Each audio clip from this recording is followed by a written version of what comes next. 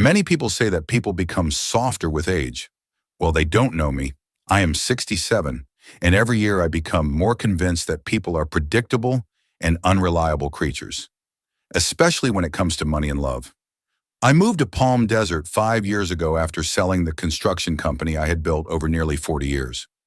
I wouldn't say it was my dream, a cozy bungalow overlooking the desert, where most of my neighbors are retirees like me, but it's quiet, dry, and no one bothers me. My wife Beverly died 8 years ago, and I saw no point in staying in the big house in Phoenix, where every corner reminded me of her. This morning began as usual. Sunrise in the desert is a special sight, even for a cynic like me. The purple-pink sky gradually faded to a dull blue until the sun turned it into a scorching white void. I sat on the porch with a cup of black coffee and watched my elderly neighbor Elaine walk her fat pug. She waved at me and I nodded, forcing a smile. No one expects more from me. My phone vibrated on the table, a message from Noel, my only son. "Hey Dad, how are you doing?" "Peyton and I were thinking of coming over for the weekend," I snorted. His Peyton and I always sounded fake, as if he was trying to convince himself, not me, that they were a happy couple. Noel is 39. He inherited my tall stature and Beverly's chestnut hair, but he didn't inherit my personality at all. Too soft, too trusting. I'd spent my whole life trying to toughen him up, prepare him for the real world, but to no avail. He grew up to be a kind person, thanks to his mother, but kind people often become easy targets, especially for people like Peyton Ellington. I remember the day he brought her to our house. Still that big house in Phoenix. A thin blonde with sharp features and eyes that only smiled when she looked at Noel. For everyone else, there was only cold assessment. I recognized that look instantly. It's how people look when they're always calculating what they can get from others. Beverly was already sick at the time, but even she noticed something was wrong. "Erwin," she said to me that night, "that girl doesn't love our boy." But Noel was enchanted, and I knew that any warnings from me would only push him away. 6 months later, they announced their engagement. A year later, they were married in a modest ceremony where Peyton managed to look both like a modest bride and a princess who had descended to mere mortals. Beverly was no longer with us by then. I watched my son gaze adoringly at his bride and saw in her eyes only the reflection of wedding gifts and a new surname. When Noel asked my advice about a joint bank account, I tried to be diplomatic. "Son, maybe you should wait. Get to know each other better in marriage." He laughed. "Dad, we're not in your generation. Peyton is my wife. We are one family." His naivety was almost touching. Almost. I leaned back in my chair and took a sip of my cold coffee. Their marriage had lasted 5 years, longer than I had expected. But in recent months, I had noticed signs of a storm brewing. Noel called less often. When we did meet, he seemed tense, and Peyton seemed distracted. She often checked her phone and found excuses to leave early. Classic signs. During their last visit a month ago, I noticed her whispering something into her phone while standing in the backyard. When she saw me, she abruptly ended the conversation and put on a fake smile. "Just a colleague from work, a scheduling issue," she explained. I nodded, pretending to believe her. That same evening, when Noel went to the store to buy wine, I asked her directly, "Peyton, is everything okay with you and Noel?" She flinched but quickly pulled herself together. "Of course, Erwin. Why do you ask?" "I'm just concerned about my son. He seems tense. Just a lot of work." "You know how responsible he is." Her eyes avoided mine. "He takes after you." The last part was an obvious lie. Noel had never been like me, neither in appearance nor in character. I was calculating, always prepared for the worst. He was a dreamer who believed in the best. I built my company knowing that no one would lend a hand if you fell. He built his life on trust and honesty, believing that everyone around him was the same. The next day, I called an old acquaintance, Lenny Trout, a private investigator I had once worked with on company matters. We hadn't spoken in 10 years, but he answered as if we had seen each other yesterday. "Erwin Hope? What the hell, old man? I thought you'd been sipping cocktails on some beach for years." "I prefer the desert and whiskey, Lenny. I need your help." I explained the situation, trying to sound like a concerned father rather than a paranoid man. "You want me to keep an eye on your daughter-in-law?" There was no judgment in his voice, only professional interest. Just to make sure my fears are unfounded. Lenny whistled. That's going to cost you, especially if you have to go to Phoenix. Money's no object, I replied. Discretion is important. For the next 2 weeks, I received dry reports from him. Peyton worked as an administrator at an expensive cosmetic clinic, and her schedule was usually predictable.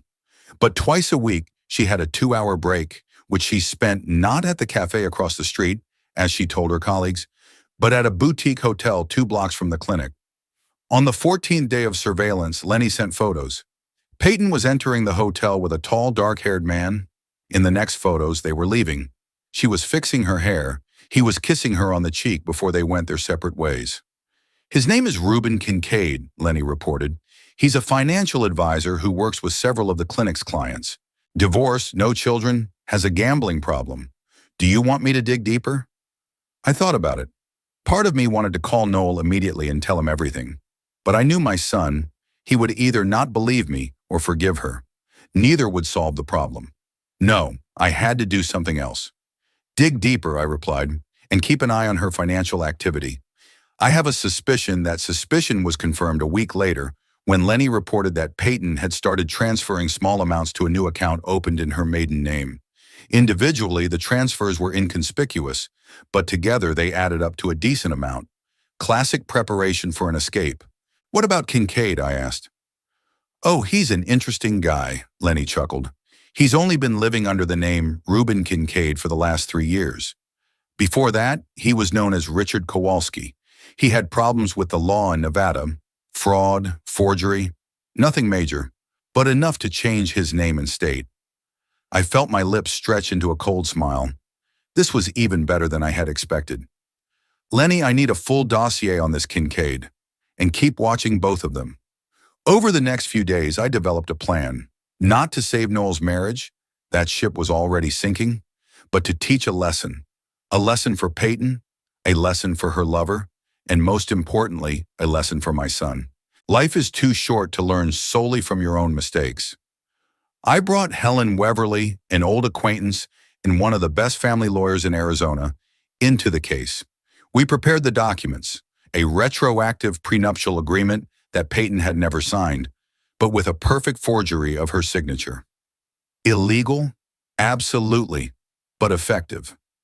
We also prepared statements to the police about fraud and grand theft, in case we needed to apply more pressure. All that remained was to wait for Peyton to make her move. I was sure it would happen soon. According to Lenny, she had already booked 2 tickets to the Caymans through a front man. Meanwhile, Noel continued to live in ignorance. His messages became increasingly rare and formal. The visit they had planned never happened. Peyton suddenly came down with the flu. At least that's what she told Noel. On the last day of October, around 2 in the morning, I was awakened by a phone call. I'm usually a light sleeper, but age takes its toll. It took several rings before I was fully awake. My son's name appeared on the screen. Noel. My voice was hoarse from sleep. Dad. His voice trembled, as if he were crying. Dad, I need to talk to you. It's urgent. What's wrong? Not over the phone. I'm coming over. I'll be there in an hour. He hung up before I could say anything. I slowly got out of bed, feeling my knees ache. So Peyton had made her move. Earlier than I expected, but I was ready. I made coffee, took a bottle of bourbon out of the cupboard, and sat in the living room to wait. In my head, I ran through my plan. Not just for the next few hours, but for the days and weeks ahead. Like pieces on a chessboard, I saw all the possible moves and outcomes. The coffee had cooled, so I poured myself a whiskey. At exactly 3 o'clock in the morning, there was a knock on the door. Sharp, desperate. I didn't rush to open it, giving my son a moment to feel the moment. Finally, I walked to the door and threw it open. Noel stood on the threshold, pale with reddened eyes and 3 days' stubble. His gaze revealed something I had seen too often in people's eyes, shattered illusions. She's gone, he said in a hoarse voice. Dad, my wife emptied all our accounts and ran off with her lover. I stepped back silently, letting him into the house. He walked inside as if his legs could barely support the weight of the betrayal he carried on his shoulders. In the living room, he collapsed into an armchair, covering his face with his hands. I closed the door, looking thoughtfully at my son. It was time to launch the plan I had been preparing all these weeks. I took my phone out of my pocket and dialed a number I had memorized long ago. "Start the plan. Now," I said in an even voice. Noel raised his head, his confusion momentarily overcoming his grief. "What plan?" he asked. "Dad, what's going on?" I sat down across from him, pouring whiskey into 2 glasses. "Have a drink," I said, handing him one, "and I'll tell you how we're going to get your money back." And something more, I watched Noel's trembling fingers clench the whiskey glass. His hands, the hands of an engineer, accustomed to working with precise calculations and drawings, were now as unsteady as a child's. He downed the whiskey in one gulp and coughed. "My son never knew how to drink." "Tell me everything," I said, pouring him another. "From the beginning." Noel took a deep breath, trying to collect his thoughts. "I came home earlier than usual. My meeting at the site was canceled, and I decided to surprise Peyton." A bitter smile twisted his face. The surprise was definitely a success. He fell silent, staring into the amber liquid as if hoping to find answers there. The house was empty. Her things weren't in the closet. I thought maybe she decided to rearrange things or something like that. He shook his head, smiling at his own naivety. Then I noticed that some photos were missing. Her cosmetics from the bathroom. Even that stupid vase her mother gave her. I nodded silently. It was a classic pattern. Take personal items, things of sentimental value, leaving behind furniture and anything that couldn't be quickly and quietly removed. I started calling her, but her phone was turned off. Then I checked our accounts. His voice broke. "Everything's gone, Dad. Our joint account, my savings account, even the line of credit for home repairs, everything was gone. She left exactly $50 in each account, apparently so they wouldn't be closed automatically." "How much?" I asked, even though I already knew the answer from Lenny's reports. "Almost 300,000. Noel rubbed his face with his hands. "Everything I'd saved over the years. The money you gave us for the down payment on the house. Even what was left of my mother's inheritance." I felt anger rising inside me, not because of the money, but because of the mention of Beverly's inheritance. My late wife had left part of her savings to Noel, hoping he would use it to start a family. Not for some predator to take it to the Caymans with her con artist lover. "How do you know she left with a lover?" I asked, even though it was obvious. Noel smiled bitterly. "When I realized what was happening, I called the clinic where she works. I pretended I wanted to make an appointment. The administrator said Peyton had taken 2 weeks off. Then I went to see Darlene, her best friend." I snorted skeptically.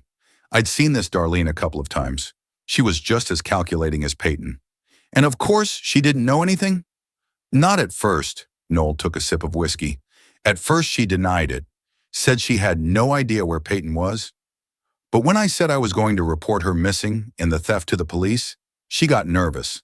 She admitted that Peyton was seeing some financier from the clinic." "Reuben," I nodded as if I was hearing the name for the first time. "How long?" "Over a year."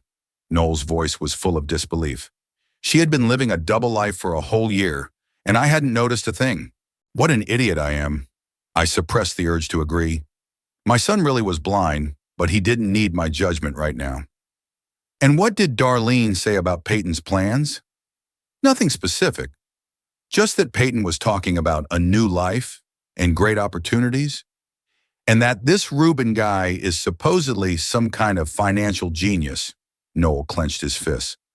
"A financial genius who seduces other men's wives and helps them steal their family savings." I poured myself another whiskey and began to think aloud. So he helped her transfer the money in a way that would be difficult to trace. Perhaps through offshore accounts or cryptocurrency. Noel looked at me in surprise. "How do you know about cryptocurrency?" "You said it was all digital candy wrappers." I shrugged. I can think it's stupid and still understand how it works. Just business instinct. In fact, it wasn't instinct. 2 weeks ago, Lenny reported that Peyton and Reuben had converted some of the stolen money into bitcoins through a shady exchange in Las Vegas. The rest they transferred through shell companies to the Cayman Islands, a favorite scheme of scammers like Kincaid. I leaned back in my chair, watching my son. The pain on his face was mixed with anger, confusion, and something else. Shame. I knew that feeling. Shame not only from betrayal, but also from my own blindness. from the realization that you had been used, and you had allowed it to happen. You're not an idiot, Noel, I finally said. Just trusting, like your mother. At the mention of Beverly, his eyes filled with tears. Mom would have seen right through her, wouldn't she? She always saw people for who they really were. I nodded, remembering how Beverly had disliked Peyton from the first moment she saw her. Irwin, that girl is cold as ice, despite all her smiles. She looks at our boy like he's an ATM. Beverly was right, as always. Your mother warned me about Peyton, I admitted, even before your wedding. Noel looked up. And you kept quiet? All these years. I shrugged. What would you have done if I had told you? You were in love, blinded by her. I would have listened. No, you wouldn't, I shook my head. You would have decided that I was just a grumpy old man who didn't want to see you happy, or that I was against your choice simply because she wasn't like your mother. Noel wanted to argue, but then he softened, acknowledging that I was right. Yeah, you're probably right. I was so sure that she... He didn't finish his sentence, turning away toward the window. Dawn was breaking outside. The first rays of the desert sun painted the sky a pale pink. A new day and a new life for my son, whether he wanted it or not.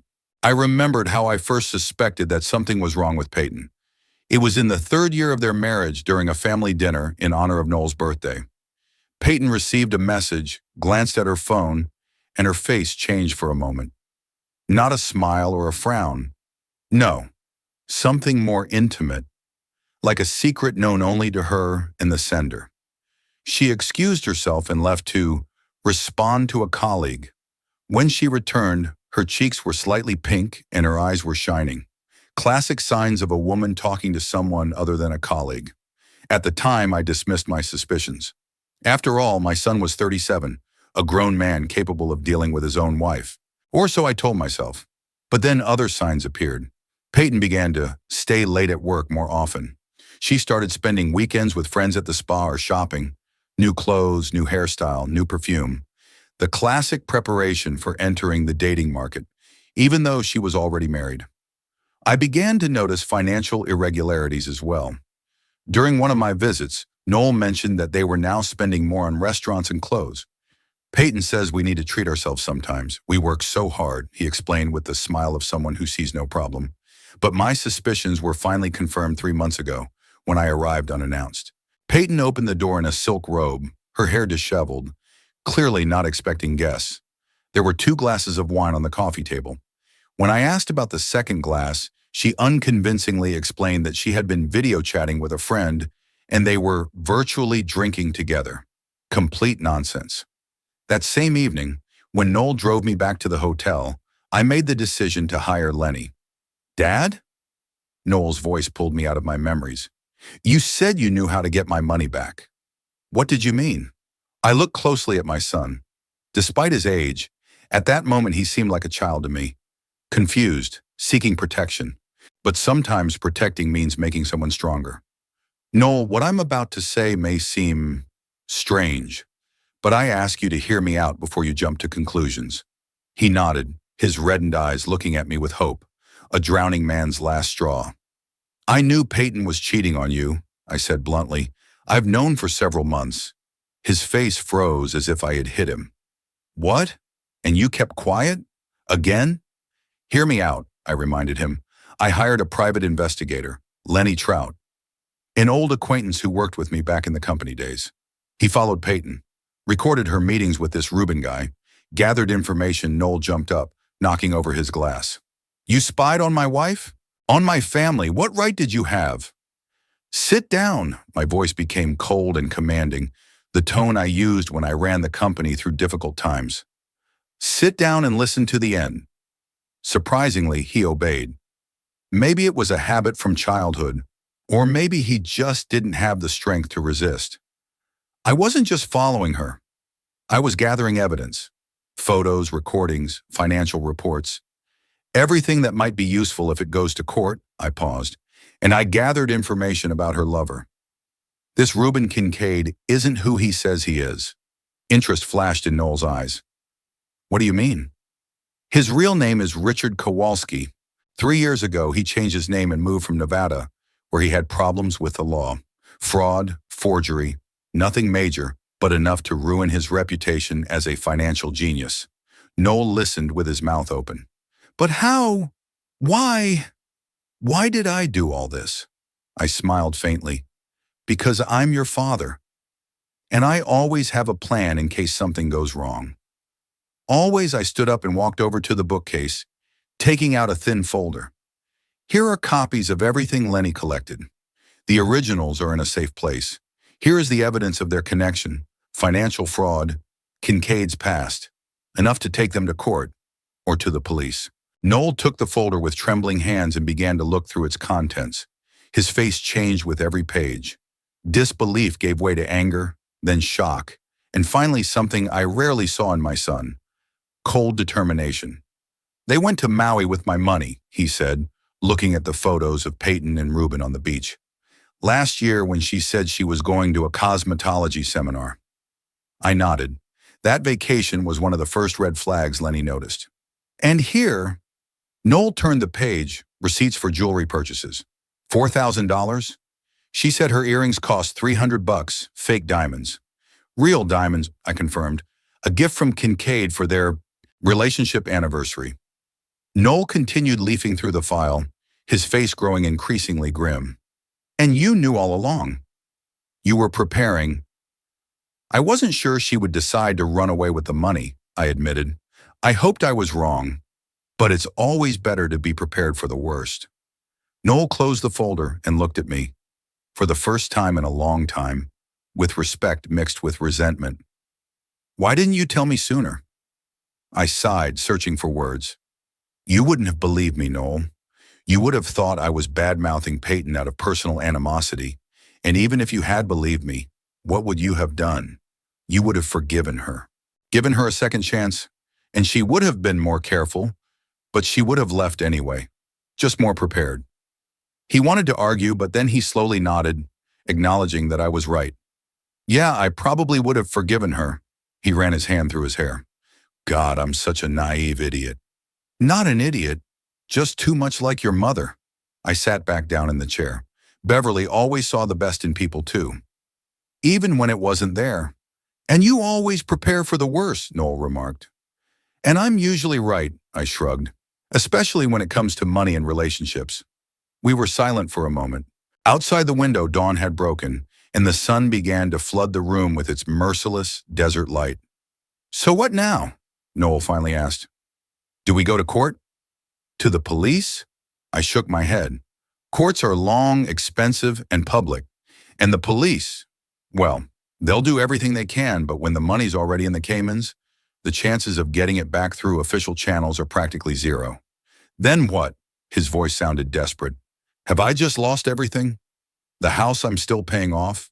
My savings? Even my mother's inheritance? I didn't say we weren't going to do anything, I interrupted him. I said we weren't going to go through official channels. At least not right away. Noel tensed up. What are you planning? I smiled. Not warmly, but the way I smiled when closing a difficult deal or beating a competitor. Remember when I said, start the plan on the phone? I've been working on this plan for the last few weeks. Ever since Lenny told me that Peyton and Kincaid had booked tickets to the Cayman Islands. I thought you were just, I don't know, being dramatic. Noel shook his head. I never exaggerate, son, especially when it comes to $300,000 in your future. I stood up and walked to the window, looking out at the desert stretching beyond the house. The sunrise painted the sand golden blood red, a beautiful but merciless sight. The plan has several parts, and the first part is already in motion. I turned to my son. Lenny and his team are tracking Peyton and Kincaid. Right now, they're at a motel on the outskirts of Las Vegas. Tomorrow, they have a flight to the Caymans. Noel's eyes widened. How do you know? Because I'm always 3 steps ahead of people like them. I allowed myself a subtle smile. Peyton has a tracking app on her phone. She thinks it's just a fitness tracker you installed for her last year. Noel frowned. But I didn't install anything. No, you didn't. Lenny did when he accidentally bumped into her at the mall and helped carry her groceries to the car. Very convenient. Her phone was in the purse he kindly held while she opened the trunk. My son looked at me with a mixture of shock and admiration. Is that legal? Absolutely not, I shrugged. But it's effective. And now is not the time to worry about legalities. They stole your money, Noel. Everything you had. He paused, then nodded as if making a decision. What now? What's the plan? I returned to my seat and leaned forward, looking my son straight in the eye. We're going to Las Vegas. Today. Right now, I paused. And we're getting your money back. Every last cent. How? His voice was doubtful. They won't just give it back. No, they won't, I agreed. But we have something they don't. What? I smiled coldly and confidently. Leverage, son. Very serious leverage. We left Palm Desert in my old Cadillac an hour after our conversation. Noel wanted to take his car, but I insisted on mine. First, my Cadillac, though old, was more reliable than his Japanese compact. Second, I wanted to drive myself. Controlling the situation starts with controlling the vehicle. And third, there were things in the trunk of my car that might come in handy. The desert stretched out endlessly outside the window, ruthless and beautiful at the same time. Noel sat staring into space, lost in his thoughts. I didn't disturb him. Everyone has their own way of coming to terms with betrayal, and he needed to go through it on his own. Finally, when we got on the highway, I broke the silence. Call your boss. Tell him you're taking a few days off. Family circumstances. Noel flinched, as if awakening from a trance. Do you think it will take that long? Better to have a buffer than to have to explain why you disappeared without warning, I replied, keeping my eyes on the road. And turn off your regular phone. Use this one. I handed him a simple push-button phone. One of those old models that are difficult to track and last longer than modern smartphones.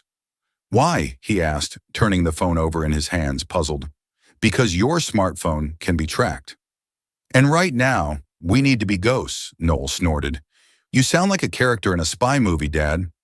I sound like a man who has spent 40 years in business and knows that sometimes you have to act outside the textbook, I replied. Call him. He obeyed. The conversation with his boss was short and awkward. Noel had never been good at lying. But in this case, his confusion and dejection worked in our favor.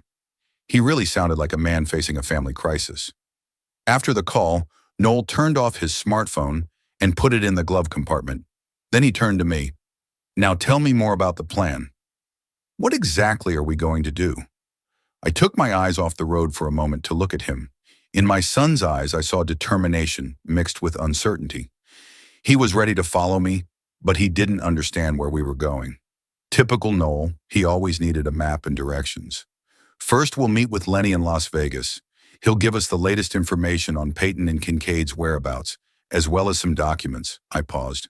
Then we'll find them and conduct negotiations. Negotiations? Noel's voice was doubtful. What can we offer them? They've already taken all my money. Not everything in this world is measured in money, son. I allowed myself a subtle smile. Sometimes people need freedom, or a clean reputation, or no problems with the law. Are you going to blackmail them? Now there was surprise mixed with disapproval in his voice. I prefer the term leverage, I corrected him. And yes, we use everything we have. Kincaid is a crook with a criminal past. One call to the police, and his new life will be over. And Peyton, well, she's an accomplice in the theft of a large sum of money. That's also a crime. Noel fell silent, pondering my words. I knew what he was thinking. All his life he had tried to do the right thing, to play by the rules, and now his father was asking him to act outside the law. It's illegal, he finally said. So was what they did to you, I countered. Sometimes you have to choose between legality and justice.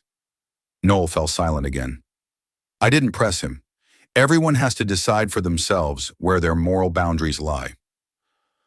Half an hour later, my phone rang. It was Lenny. I put it on speaker. Erwin, Lenny's voice sounded tense.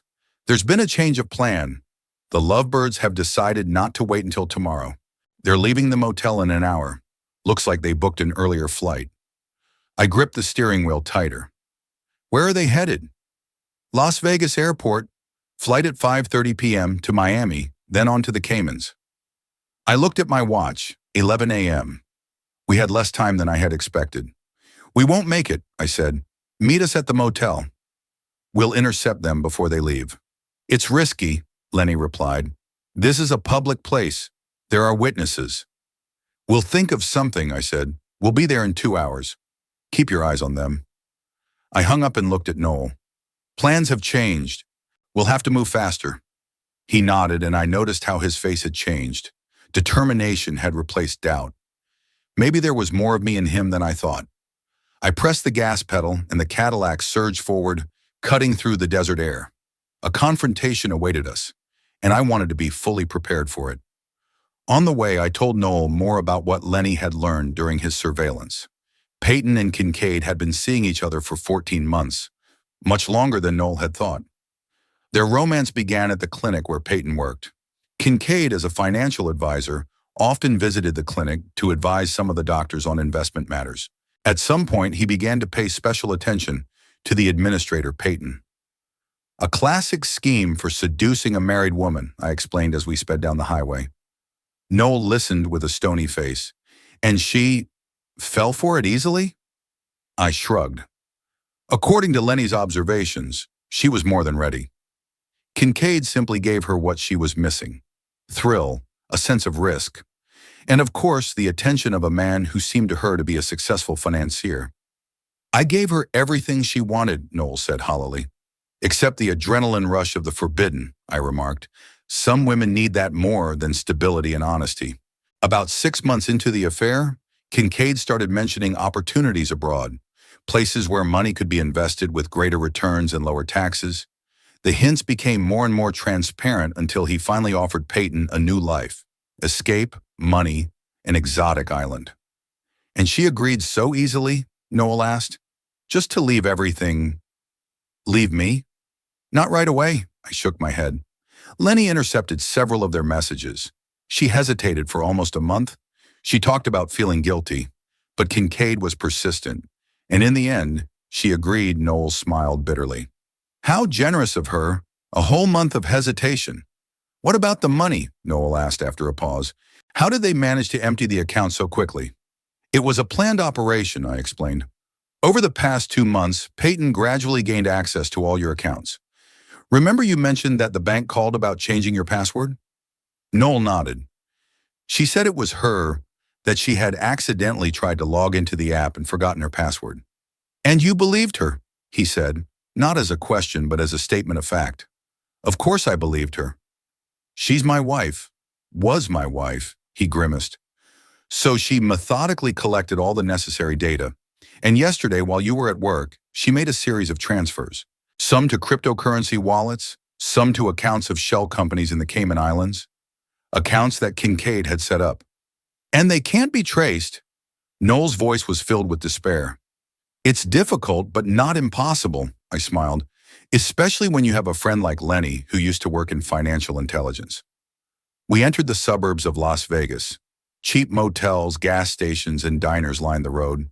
A dreary landscape for those who couldn't afford the glitz of the central casinos. My phone vibrated. A message from Lenny. Sand Dune Motel, room 23. Still here, hurry up. 10 minutes later, we pulled up to a shabby 2-story building with a neon sign. The parking lot was half empty. A few beat-up cars and one brand-new Lexus that clearly stood out from the rest. That's their car, I nodded toward the Lexus. Rented, judging by the sticker. I parked in the far corner of the lot. Lenny approached us from the shade of the awning opposite, a stocky man in a worn leather jacket with receding hair and piercing eyes. Irwin? He nodded briefly to me, then turned to Noel. You must be the son. My condolences on your situation. Noel nodded, not knowing what to say. Lenny turned to me. They're still packing. Kincaid came out 10 minutes ago, loading suitcases into the car. Then he came back to the room. Did you talk to them? I asked. No, Lenny shook his head, but I planted a bug in their car while Kincaid was in the room, and I accidentally punctured a tire. Very discreet, slow air leak, I smiled. Lenny had always been resourceful. Excellent. That means we have a little time. Noel shifted nervously from foot to foot. So what now? Are we just going to knock on the door? Exactly, I nodded. But first, let's get ready. I opened the trunk of the Cadillac and took out a small briefcase. Inside were 3 sets of documents that I had prepared with the help of Helen Waverly. A fake prenuptial agreement with Peyton's signature, a police report of fraud, documents about Kincaid's criminal past. These are our trump card, I said, showing the documents to Noel. We'll give them a choice. Either they return the money and we part ways amicably, or these documents are sent to the appropriate authorities.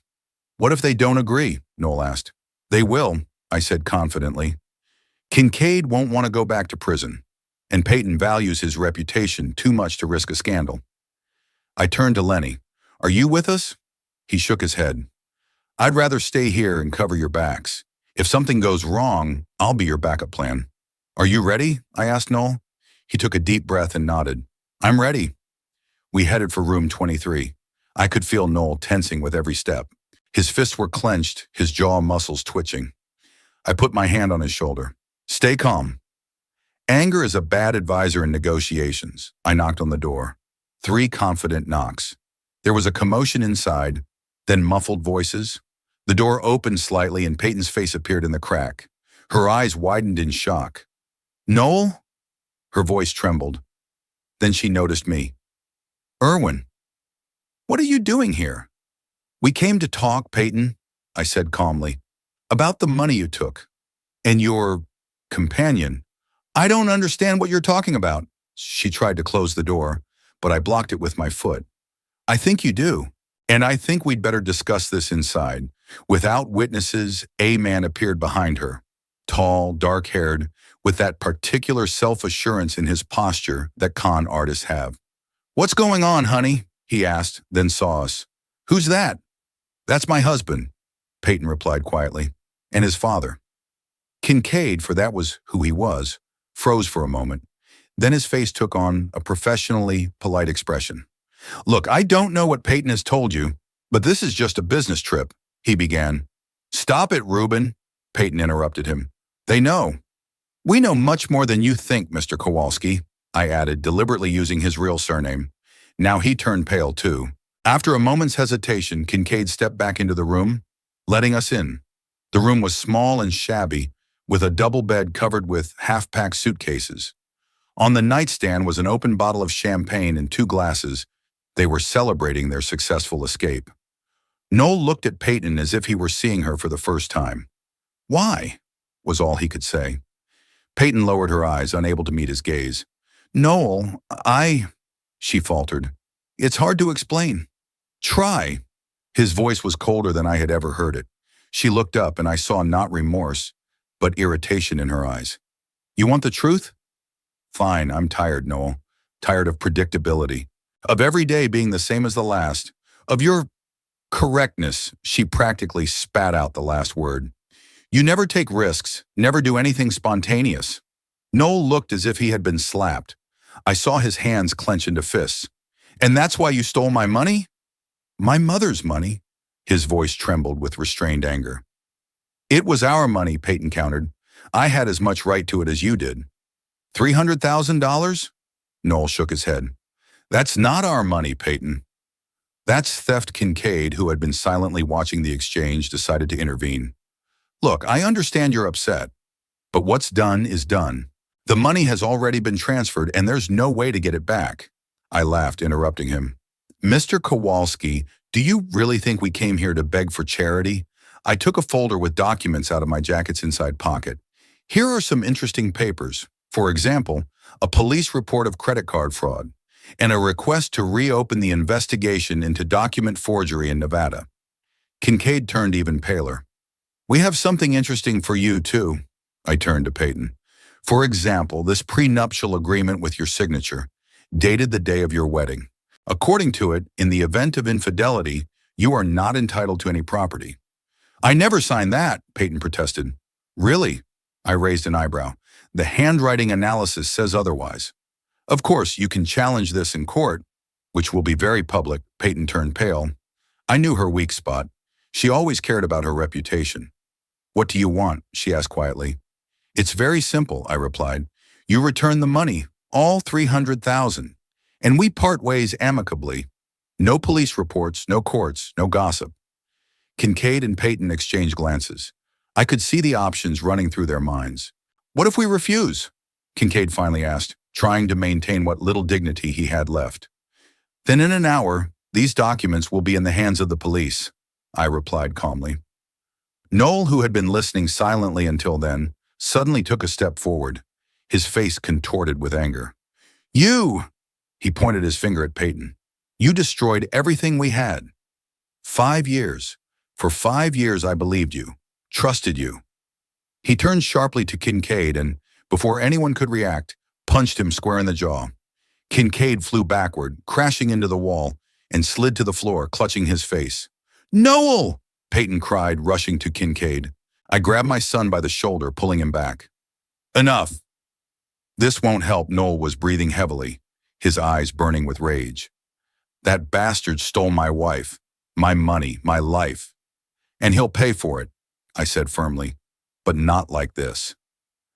We sat in a cafe across the street from the Sand Dune Motel. We chose a table in the corner, away from the windows.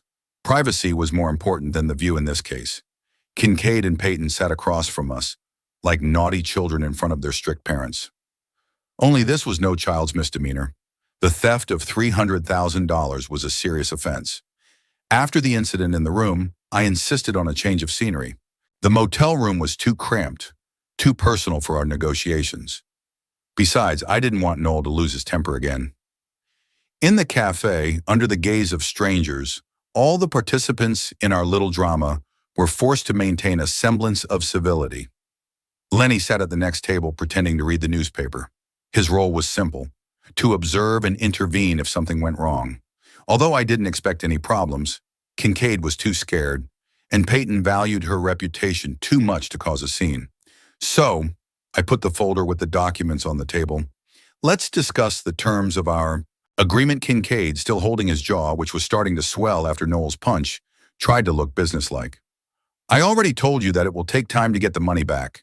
The funds passed through several accounts, and some of it was converted into cryptocurrency. Don't try to fool us, Mr. Kowalski. I deliberately used his real surname, causing him to react nervously every time. Lenny tracked all your transfers. We know exactly where the money is, all $300,000. Noel sat silently, staring at his cup of coffee, which he hadn't touched. His anger had subsided a little, but I could see him clenching his fists under the table every time he looked at Peyton. Even if you somehow track the transfers, Peyton interjected, you can't prove that the money isn't mine. Noel and I were married. We had joint accounts. I smiled and opened the folder. That's where you're wrong, dear sister-in-law. Or more accurately, soon-to-be sister-in-law. I took the first document out of the folder. Do you recognize your signature? Peyton stared at the paper, frowning. What is this? It's a power of attorney, I explained. You signed it 3 months ago when Noel asked you to sign some papers for the insurance company. Remember? Her face stretched in surprise. But there was something about home insurance. There was, I confirmed, on the first page, and on the second, which you didn't bother to read, was a power of attorney giving Noel the right to act on your behalf in financial matters.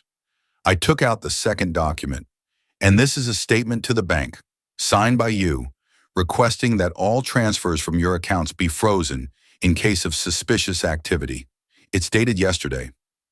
I never signed, Peyton began, but I interrupted her. Formally, no, but according to the power of attorney, Noel had the right to sign it for you. I paused, which he did, or rather, which Helen Waverly, the lawyer acting on his behalf, did. Peyton turned pale. Kincaid looked as if he had swallowed something sour. That's forgery, Peyton hissed. It's illegal. Maybe, I shrugged, but it will be difficult to prove, especially given your situation. Stolen money, running away with your lover? Who's going to believe you didn't sign those documents voluntarily? I looked at Noel, who finally looked up from his cup. His expression was one of surprise. He didn't know about the power of attorney. Of course he didn't.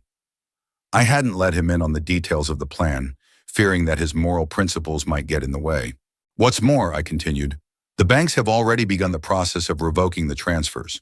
The money you managed to convert into cryptocurrency is more difficult to trace, but the exchange you used to do so cooperates with the authorities in cases of financial fraud. Kincaid tensed up. Which exchange are you talking about? The one you used to convert $130,000 into bitcoins, I smiled. Lenny is very good at his job, Mr. Kowalski.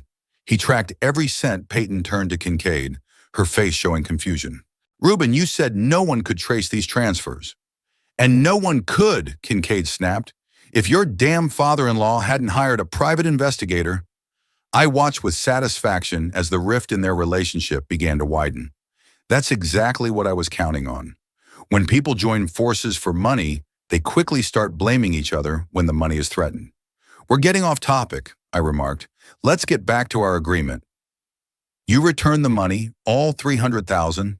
In exchange, we won't go to the police or disclose certain details of your past, Mr. Kowalski. Kincaid nervously licked his lips. What if I say that some of the money has already been spent? Then you'll compensate for it out of your own pocket, I replied coldly. I know about your accounts at Barclays Bank in the Cayman Islands. There's enough there to cover the shortfall. His eyes widened in shock. How did you? I told you, Lenny is very good at his job. I allowed myself a slight smile. Now let's get down to the details. You will sign an agreement to return the funds. The entire amount must be returned within 48 hours. After that, you will both disappear from my son's life. Forever. Peyton looked like she was about to cry, but I saw anger and disappointment in her eyes, not remorse. Her plan was falling apart. What do I get in return? She asked suddenly. Half of that money is rightfully mine.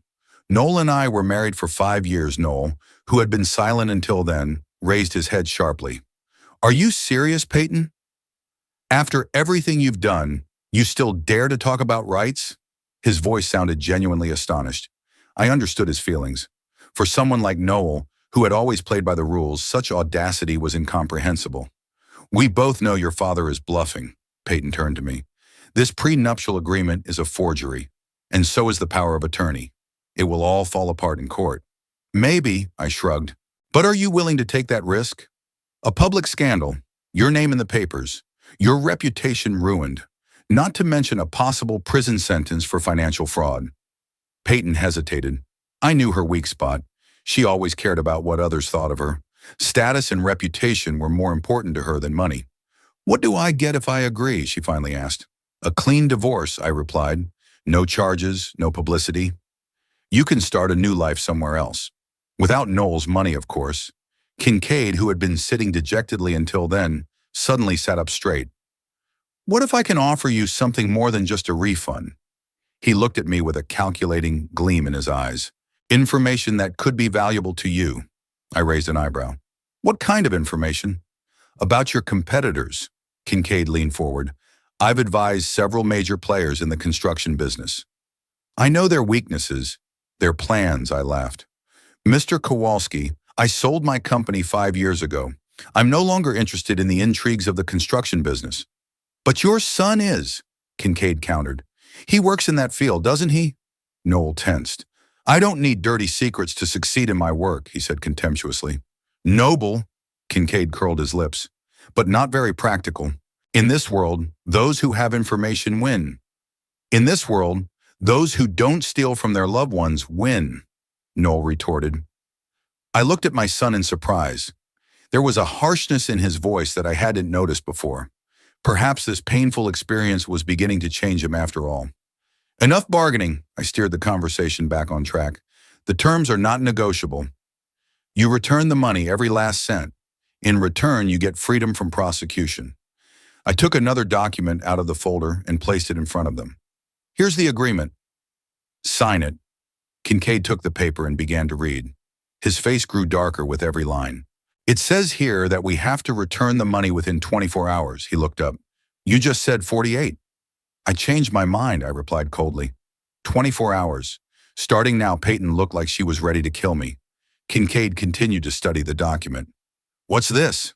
He pointed to one of the clauses.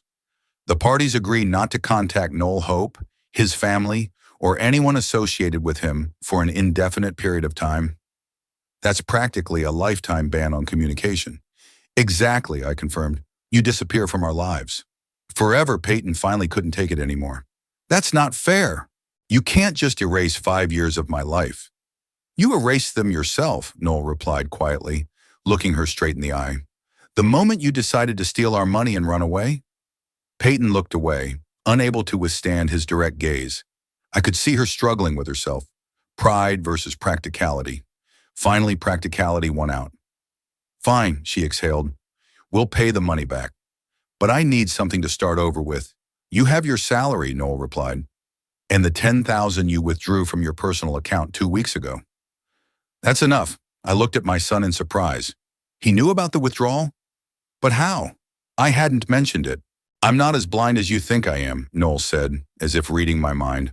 I noticed the money was gone from her account. I just didn't think much of it. I figured she bought a gift or something. At that moment, I felt a pang of regret. Perhaps Noel wasn't as naive as I thought. Perhaps he simply chose to trust, even when he had reason to doubt. There was a strength in that which I, with my eternal cynicism, didn't always appreciate. Kincaid sighed and picked up the pen I had placed next to the agreement. Let's get this over with, he said, signing the document.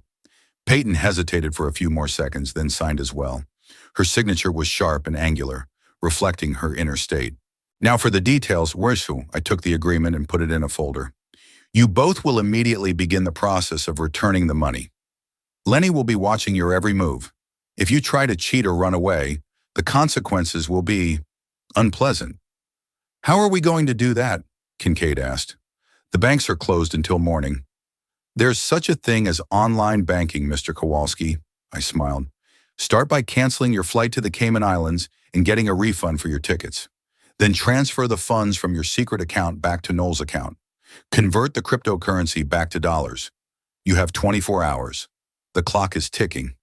Kincaid and Peyton exchanged glances.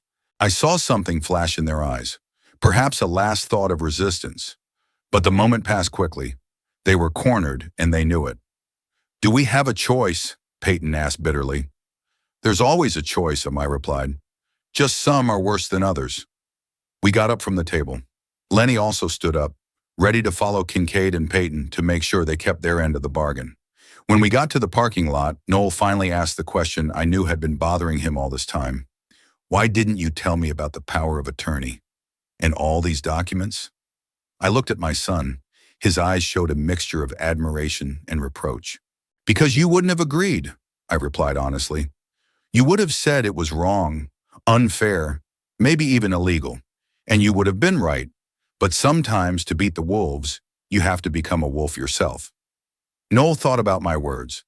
So all these documents, are they real? The signatures, the power of attorney? I smiled. Real enough to scare them, and that's all that was needed. But what if they weren't scared? What if they demanded proof? I had a backup plan, I shrugged. I always have a backup plan, son. That's how I've survived in this business for 40 years. We got into the Cadillac. Through the windshield, I could see Lenny escorting Peyton and Kincaid back to their room. They looked deflated, like balloons that had been let out of. What now? Noel asked, looking at his ex-wife and her lover. Do we just wait for them to return the money? Exactly, I said, starting the engine. Lenny will oversee the process. In the meantime, we'll find a decent hotel and get some rest. It's been a long day. What if they try to run away? I smiled. They won't. Kincaid is too scared, and Peyton values his reputation too much. Besides, I nodded toward their car. Their Lexus has a flat tire, remember? And Lenny disabled the spare tire while we were talking. Noel shook his head, something like a smile flitting across his face. The first in this whole crazy day. You really thought this through, didn't you? Always, son. Always. We left the motel parking lot and headed toward downtown Las Vegas, where we could find a decent hotel. On the way, I thought about how Noel had changed in the last 24 hours. The shock and pain were still there, but there was something new in his eyes. Toughness, determination. He was beginning to understand how the real world worked. A world where the person who plays fair doesn't always win. It was a painful lesson, but a necessary one.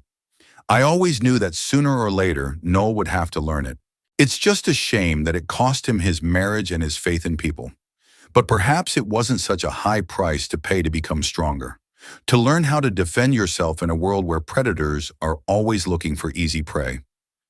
You know, Noel said, looking out the window at the neon lights of Las Vegas appearing on the horizon. I always thought that your suspicion, your constant readiness for the worst was a flaw, that you were too cynical, that you didn't believe in people enough. He turned to me and I saw understanding in his eyes.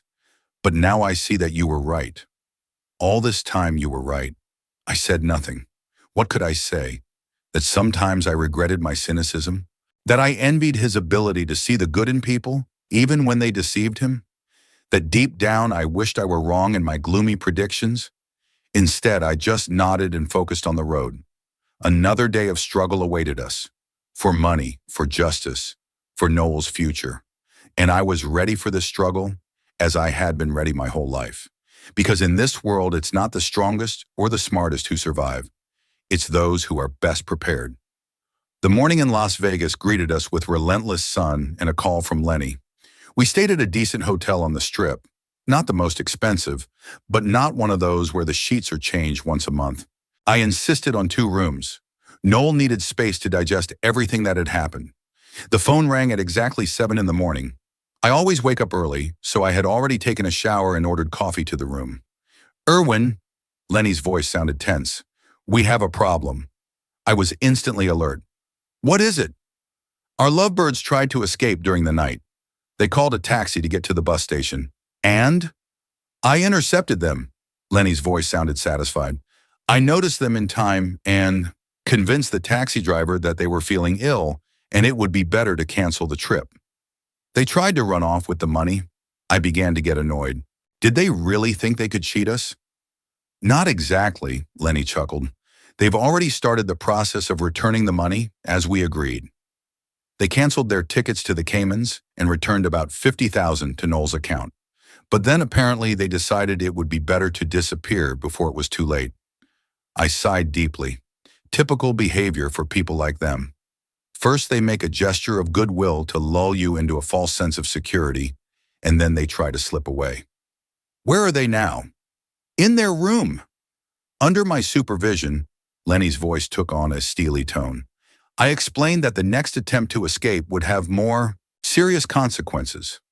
"Okay," I glanced at my watch. "We'll be there in an hour. Keep an eye on them." I hung up and headed for Noel's room. I knocked 3 times and, without waiting for a response, entered. My son was sitting on the edge of the bed, staring into space. Judging by his rumpled clothes and red eyes, he hadn't gone to bed. "Have you been up all night?" I asked, even though the answer was obvious. Noel looked up at me wearily. "I couldn't sleep." I kept going over it in my head. Our meeting with Peyton, her words, her face. I was trying to figure out when exactly it all went wrong. I sat down next to him. I wanted to put my hand on his shoulder, but something stopped me. Perhaps it was the fear that such a gesture might seem condescending. "It's a pointless exercise, son. When the house burns down, there's no point in figuring out which spark caused the fire." "But I have to understand," he said, his voice filled with despair. "I have to understand so I don't make the same mistake again." "Your only mistake was trusting too much," I replied bluntly. "You saw only the good in people, even when they showed their true colors?" Noel smiled bitterly. "Like Mom, huh? She always trusted people too." "Yes," I nodded. "But your mother had an advantage. Me. I saw those who tried to take advantage of her and protected her. You didn't have that protection." "Because I pushed you away," Noel shook his head. "I thought you were too cynical, too suspicious. I thought I knew life better." I said nothing. There was no point in rubbing salt in the wound by stating the obvious. "We have a problem," I said instead. "Peyton and Kincaid tried to escape last night." Noel's head snapped up, anger flashing in his eyes. "What? After everything we discussed?" "Lenny stopped them," I reassured my son. "But it shows how unreliable they are. We need to go there and personally oversee the return of the money." Noel stood up, his movements sharp and purposeful. "Give me 10 minutes to take a shower." I nodded and left the room. I paused briefly in the hallway, thinking about how quickly my son was changing. Yesterday he was devastated. Today he was seething with anger. It was progress, albeit painful. 40 minutes later, we were in the car, heading back to the Sand Dune Motel. Noel sat silently, his face hard and determined. Only occasionally did I notice his hands clenching into fists, a sign of inner struggle. How do you feel? I finally asked, breaking the silence. Noel didn't answer for a long time, as if searching for the right words. Angry, he finally said. Not just at Peyton and that Kincaid, at myself, for being so blind. Self-flagellation won't help, I remarked. What happened has already happened. What matters is what lessons you learn from it. What lessons should I learn, Dad? His voice sounded bitter. Not to trust anyone? Always expect the worst from people? I thought about it. Did I really want my son to become as cynical as I was? Always ready for betrayal? Always keeping his distance? Not necessarily, I finally replied, but learning to be cautious, to see the signs of deception, to protect yourself. That's not cynicism. That's sensible caution. Noel nodded, but I could see he wasn't entirely convinced. You know what's strange? He said after a pause. I hardly feel any pain from losing Peyton. It's as if the person I loved never existed. Because she didn't, I said more softly than usual. You loved the image she created especially for you. The real Peyton is the one you saw yesterday. Calculating, cold, thinking only of herself. And I didn't notice the difference in 5 years. Noel shook his head. What a fool I was. Not a fool, I objected. Just a man who wanted to believe in the best. There's no shame in that. Noel looked at me in surprise. I rarely said anything so optimistic, but at that moment it seemed important to me that he not completely lose the part of himself that made him like Beverly. The ability to see the good in people, even if it sometimes led to disappointment. We pulled up to the motel and saw Lenny smoking at the entrance to room 23. He nodded to us, threw away his cigarette butt and stamped it out. They're inside, Lenny said when we approached. Not as lively as yesterday, especially after last night's adventure. Did they return any more money? I asked. Yes, they transferred another $100,000 to Noel's account this morning. They're working on returning the cryptocurrency now. It's more complicated and takes time. I nodded and looked at Noel. Ready? He took a deep breath and nodded. We entered the room. Peyton and Kincaid were sitting at a small table by the window, in front of an open laptop. They looked exhausted, with dark circles under their eyes and rumpled clothes. When we entered, Kincaid flinched, and Peyton just glanced at us briefly, then stared back at the laptop screen. How's the refund going? I asked without preamble.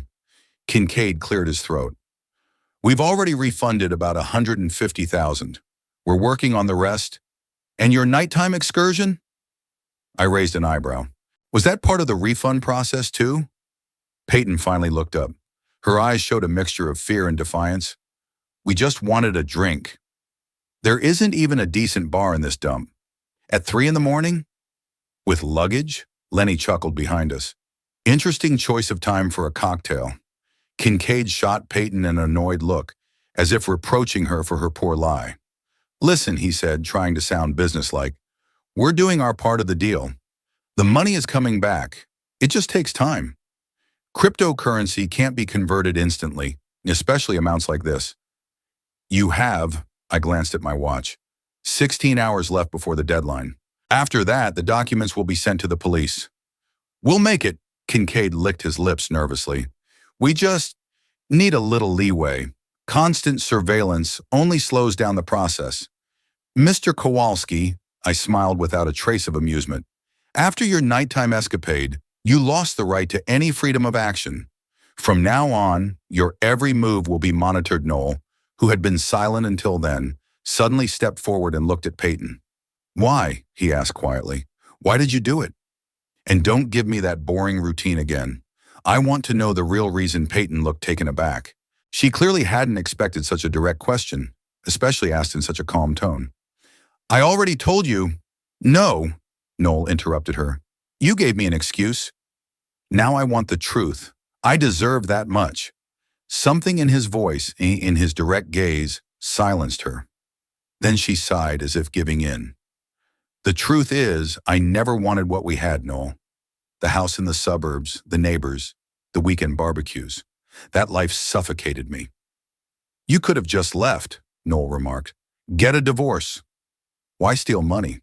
Because I wasted 5 years on you, Peyton suddenly snapped.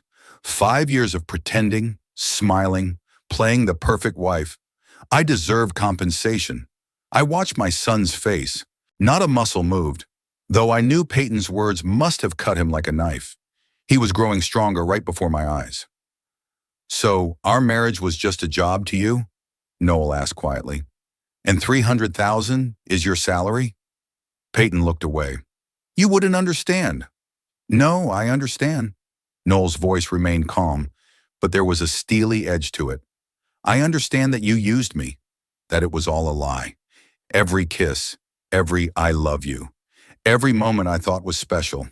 Kincaid, clearly uncomfortable with this personal conversation, tried to intervene.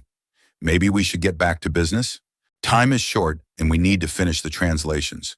But Noel ignored him, continuing to look at Peyton. And when did he show up? He nodded toward Kincaid. From the beginning. Or did you find him later, when you realized I wasn't the lottery ticket you were hoping for? Peyton flushed. That's not true, I thought. I hoped I could love you. You're a good man, Noel. It's just not rich enough, not exciting enough. Noel shook his head. You know what's ironic?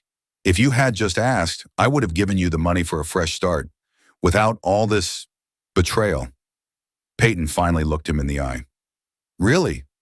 Really, Noel confirmed. Because unlike you, I really did love you. A heavy silence hung in the room. I could see that Noel's words had affected Peyton, not because of guilt, but because of the realization of a missed opportunity. She had miscalculated, and now she understood it. We need to finish the translations, Kincaid finally said, breaking the silence. If you want to get your money on time. I nodded, returning to practical matters. Show me what you've done so far.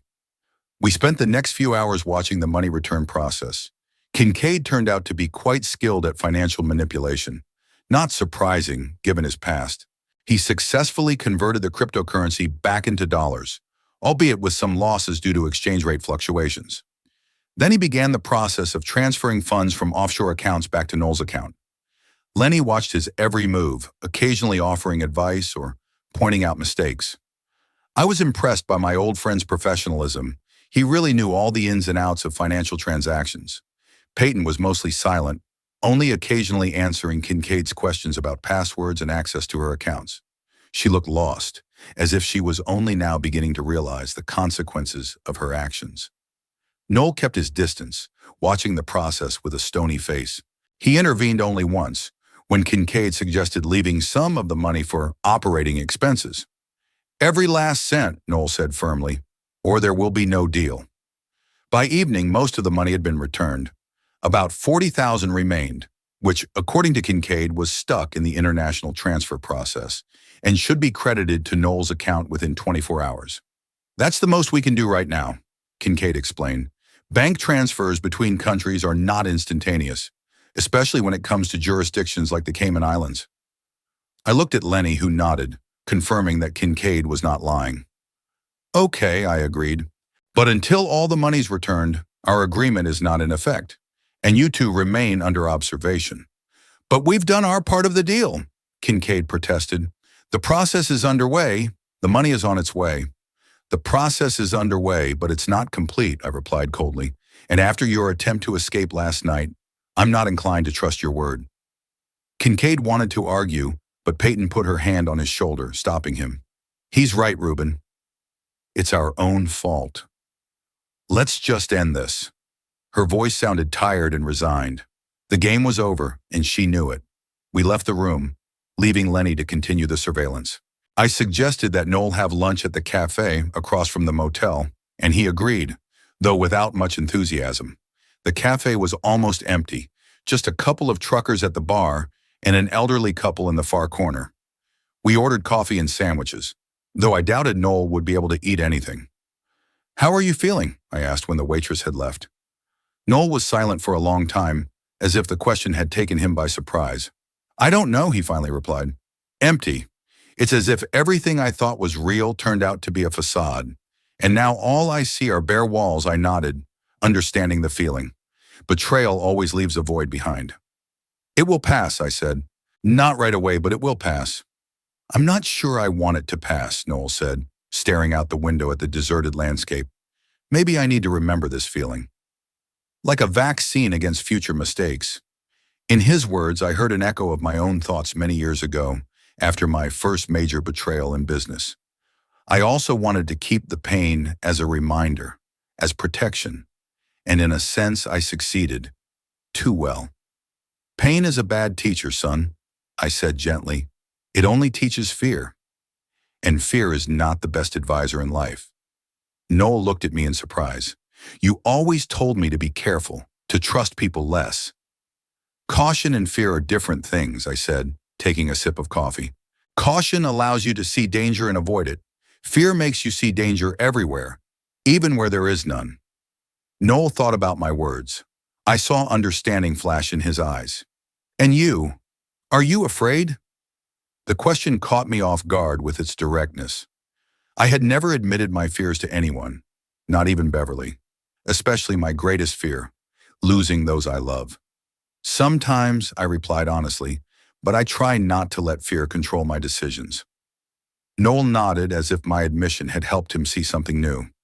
You know, I always thought you weren't afraid of anything, that you always knew what to do. No one always knows, son. I smiled weakly. We're all just trying to make the best decisions based on what we know. How do you know if a decision is right? You don't, I shrugged. You can only weigh the risks, calculate the consequences, and make a choice. And then live with that choice, whatever it may be. The waitress brought our order, but neither Noel nor I touched our food. We were both too engrossed in conversation. I don't know if I'll ever be able to trust again, Noel admitted. Not just women. Anyone you will, I was sure of it. Because without trust, life loses its meaning. You'll just learn to trust selectively. And that's a good lesson, albeit a painful one. Do you trust people? Noel asked, looking me in the eye. A few, I replied. Your mother. You. A few old friends like Lenny. And how did you know they could be trusted? I thought about it. It was a good question, and I didn't have a ready answer. Time, I said finally. Time and trials. True friendship, true love, stands the test of time and hardship. Noel nodded, slowly starting to eat a sandwich, as if only now remembering he was hungry. What about Peyton and that Kincaid? He asked after a pause. After they return all the money? They'll disappear, I shrugged. They'll go somewhere far away from here and start a new life. Without your money, of course. Do you think they'll stay together? I smiled. I doubt it. Relationships built on deception and profit are rarely lasting. Most likely they'll run away as soon as they realize they can't get anything more from each other. Noel nodded thoughtfully. You know, it's strange, but I almost feel sorry for them. Living like that must be very lonely. I looked at my son in surprise. After everything that had happened, he could still feel compassion for those who had hurt him. In that, he was so much like Beverly. You're better than I am, son, I said quietly. And I hope you stay that way, despite this lesson. Noel was embarrassed by my words, but I could see that they touched him. Perhaps for the first time in many years, I expressed direct approval of his qualities rather than criticizing his naivety. After lunch, we returned to the motel. Lenny reported that another $15,000 had been deposited into Noel's account, and the rest should arrive by morning. They're both exhausted, Lenny added, especially her. She seems to be starting to understand what she's lost. She didn't lose it, she threw it away, Noel corrected, and in his voice I heard not bitterness, but simply a statement of fact. We decided that Lenny would stay and watch over Peyton and Kincaid, while Noel and I returned to the hotel. It had been a long day and we both needed some rest. On the way to the hotel, Noel was silent, staring out the window at the lights of the casinos and hotels passing by. Las Vegas was coming to life as evening fell, transforming into a shining mirage in the middle of the desert. We almost got the money back, Noel said finally, but I still feel robbed. Because it's not about the money, I replied. It's about the fact that you lost your faith. In people, in relationships, maybe even in yourself. Noel nodded, acknowledging the truth of my words. How do you live with that? Day by day, I said, more quietly than usual. Allowing yourself to feel the pain, but not letting it dictate your decisions. Learning from the experience, but not letting it make you cynical. How did you do it? Noel asked. After your mother died, how did you cope? The question hit a raw nerve. The truth was I hadn't coped. Not completely. I closed myself off, distanced myself from everyone, even my son. I built walls behind which I hid my pain and fear of new losses. I'm not sure I did, I admitted honestly, but I kept on living. Maybe that's the answer. Just keep going, even when it seems like you can't. 4 months later, I was sitting on the porch of my house in Palm Desert, watching the sun go down. The evening air was gradually cooling, bringing welcome relief after a hot day. I sipped whiskey on the rocks and thought about how life had changed during that time, especially Noel's life. After we returned from Las Vegas, my son spent another week with me. We didn't talk much. Each of us was lost in our own thoughts. Noel mostly sat on the porch, staring out at the desert, or wandered around the neighborhood, as if trying to drown out his inner pain with physical activity. I didn't try to talk to him. I knew he needed time to process what had happened. The money was returned in full, all $300,000. The last transfer arrived the morning after our conversation in the cafe. Lenny made sure that Peyton and Kincaid left the motel and drove away. She to the east, he to the west. They parted ways immediately after fulfilling their part of the deal. Apparently, their love couldn't withstand the test of failure. When Noel finally returned to Phoenix, I noticed a change in him. He stood straighter, spoke more sharply, and his gaze became more assessing, as if he were constantly looking for a catch. He began divorce proceedings, choosing the most aggressive lawyer from Helen Waverly's firm. It wasn't about money, there was nothing left to divide, but to protect himself as much as possible from any future claims by Peyton. In the months that followed, we communicated regularly, more often than before the story. Noel called every week and sometimes came over on weekends. I watched as new traits emerged in him: cynicism, distrust, calculation. He became more ambitious at work and less forgiving of others' mistakes. He changed his social circle. He stopped seeing the Peyton couple, as he called their mutual friends, and became closer to more successful, influential colleagues. It was my victory. What I had always wanted was for my son to become stronger, to learn to defend himself in a cruel world. So why, instead of satisfaction, did I feel a vague uneasiness? My thoughts were interrupted by the sound of a car pulling up. I recognized Noel's new Audi. He had replaced his small Japanese car with something more prestigious, appropriate to his position, as he put it. It was one of many small changes that together formed a new personality. He got out of the car, and I noticed more changes: an expensive suit, a fashionable haircut, the confident movements of a man who knows exactly what he wants. He was not at all like the confused, grief-stricken son who had knocked on my door 4 months ago. "Hi, Dad." Noel climbed onto the porch and shook my hand firmly. "I wasn't expecting you today." I pointed to the chair next to me. "Were you passing by?" Noel smiled as he sat down. "You could say that. I was at a meeting with potential investors in La Quinta. I thought, why not stop by?" I nodded toward the bottle of whiskey. "Care for some?" "Why not?" he said, loosening his tie. "It's been a long day." I poured him a whiskey and silently handed him the glass. We sat for a while, watching the last rays of the sun paint the desert gold and crimson. "How did the meeting go?" I finally asked. "Productive." Noel took a sip of whiskey. "They're ready to invest in my project. Not as much as I had hoped, but it's enough to get started." "Project?" I raised an eyebrow. "You didn't tell me about any project." Noel smiled, not the open smile I remembered, but something more reserved, more calculated. "I'm leaving the company, starting my own firm, consulting in construction and engineering." I was surprised. Noel always seemed happy with his job at a large construction corporation, valued stability in the team. "That's a big step. Are you sure you're ready?" "More than ready," Noel nodded. "Working for someone else is limiting. I want to build something of my own."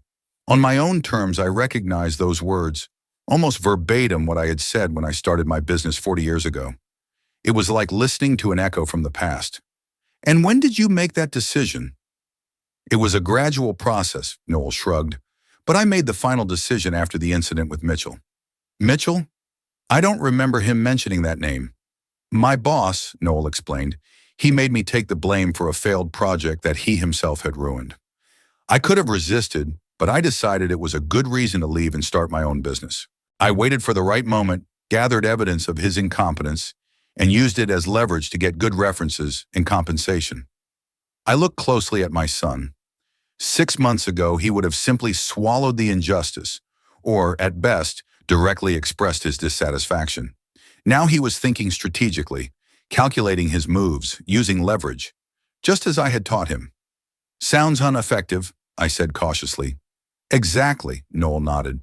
"I've learned a lot over the past few months, especially after Peyton and I tensed at the mention of her name. Did she try to contact you?" "Twice."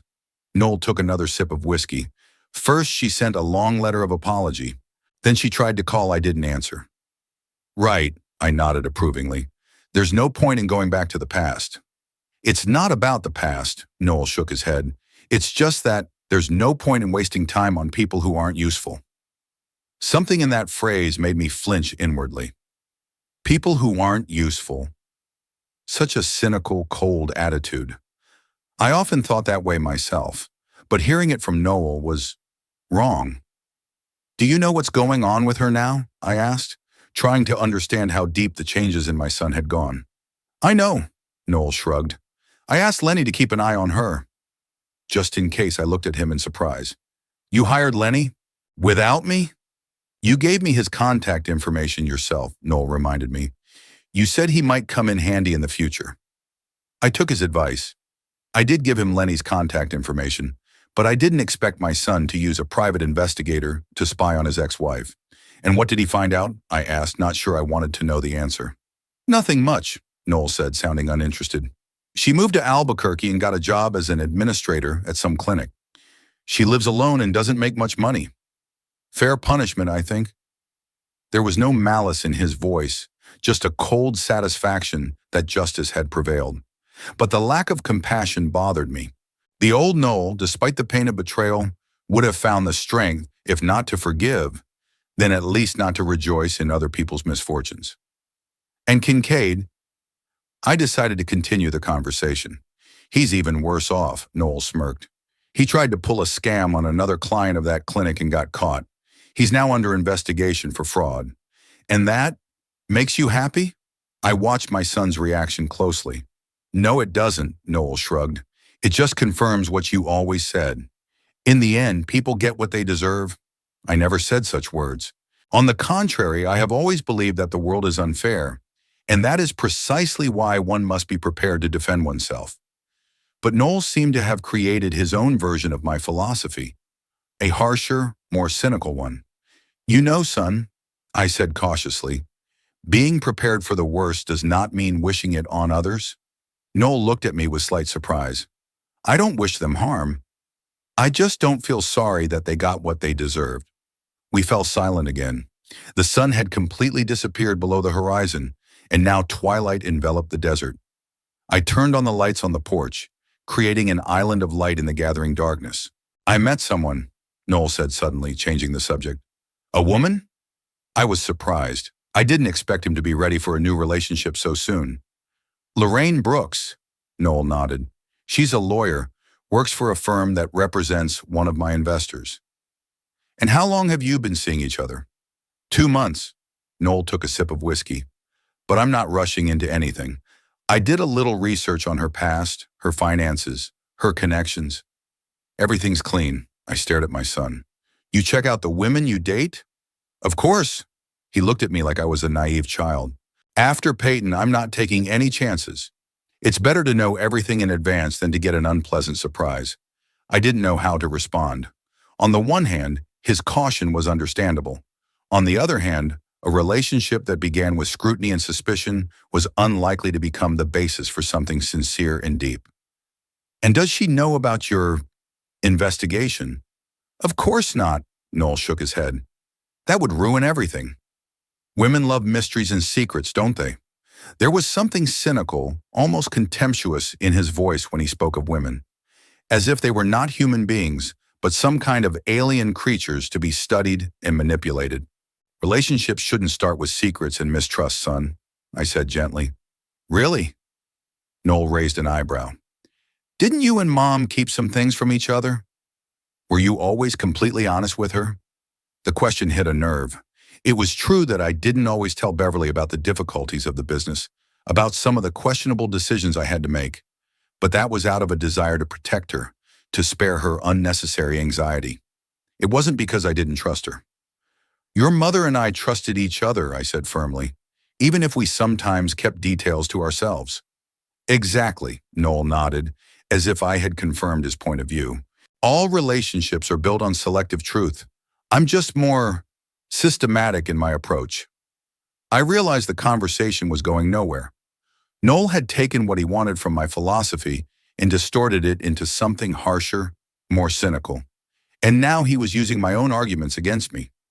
Listen, son, I decided to change tactics. I'm glad you've become more cautious, that you've learned to protect yourself. But don't let your experience with Peyton define your whole life. Not all people are like her. I know, Noel nodded. That's exactly why I'm doing the background check. To separate the trustworthy from the rest, I sighed. He didn't understand, or didn't want to understand. How are you doing, Dad? Noel asked, clearly wanting to change the subject. Are you still seeing that woman? What's her name? Carol, I shook my head. No, we broke up a couple of months ago. Why? Noel's voice sounded curious but not sympathetic. She wanted more than I could offer, I shrugged.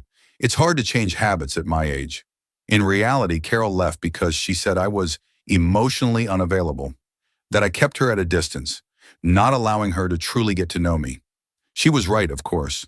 After Beverly died, I didn't let anyone get too close. I was afraid of losing again. Reasonable, Noel nodded. Why risk comfort for uncertain prospects? I looked at my son with a slight sadness. He interpreted my loneliness as a conscious choice, not as a result of fear and an inability to open up again. Worst of all, he considered it the right, sensible approach. I brought you something. Noel reached into his jacket's inside pocket and pulled out an envelope. An invitation to the opening of my company. In 2 weeks, there will be a small reception for potential clients and partners. I'd like to see you there. I took the envelope. It was heavy, expensive paper, gold embossed. On the front, in elegant lettering, was written, Noel Hope, founder and CEO, Hope Strategy. Hope Strategy? I raised an eyebrow. Sounds confident, doesn't it? Noel smiled. A hint of the surname, but also a promise of hope, of solutions. Marketers say it works well. I nodded, though inwardly I cringed at such a calculated use of his own surname. The old Noel would have found it too pretentious. I'll be there, of course, I said, putting away the invitation. I'm proud of you, son. And I really was proud. Despite all the changes, despite my concerns about the kind of person he was becoming, I couldn't help but admire his determination, his ability to recover from a blow and move on. You know, I wanted to thank you, Noel said, looking at his glass, for that plan with Peyton, for opening my eyes. I just wanted to protect you, I replied honestly, to get your money back. You did much more than that. Noel looked up, his eyes shining with a strange mixture of gratitude and cold determination. You taught me the most important lesson, always have a plan. For every situation in life, he finished his whiskey and put the glass on the table. Now I have a plan for every situation in life too, he continued. At work, in relationships, in finances. Always a backup, always insurance. Just like you taught me, I felt a strange uneasiness.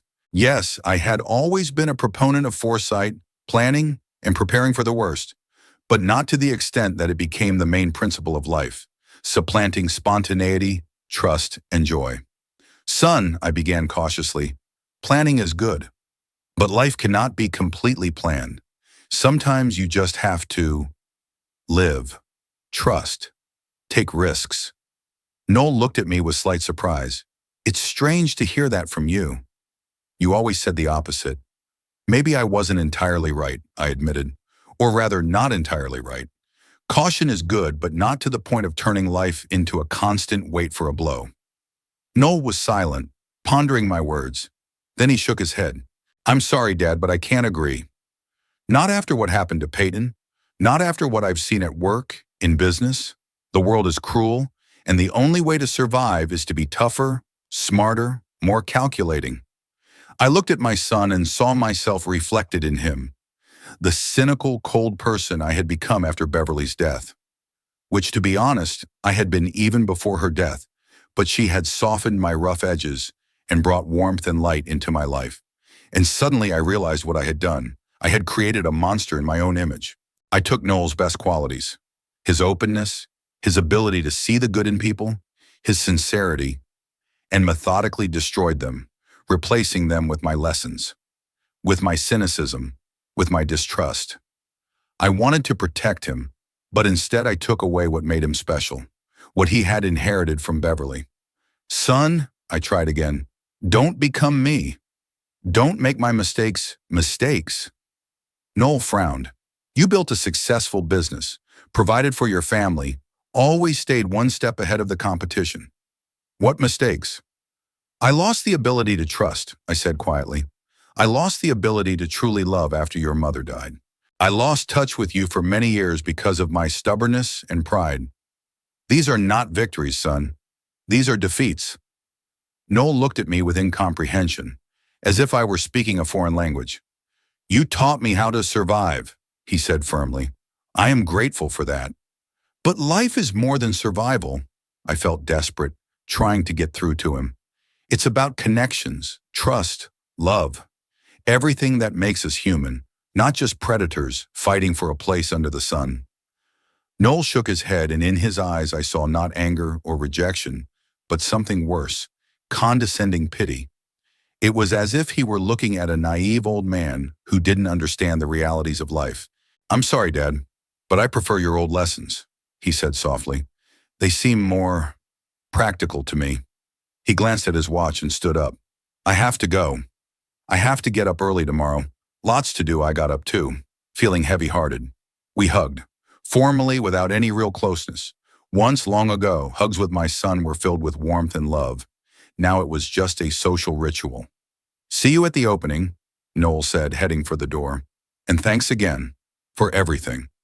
I watched as he got into his expensive car and drove away, taking with him a part of me, the worst part, which I had so diligently passed on to him. Standing on the porch watching the headlights recede, I felt a deep, piercing loneliness. I returned to my chair and poured myself another whiskey. Night fell on the desert, covering it with a dark veil. The stars twinkled coldly and distantly, like Noel's eyes when he talked about his plan for every situation in life. I had created a monster in my own image and likeness, and now it was too late to change anything.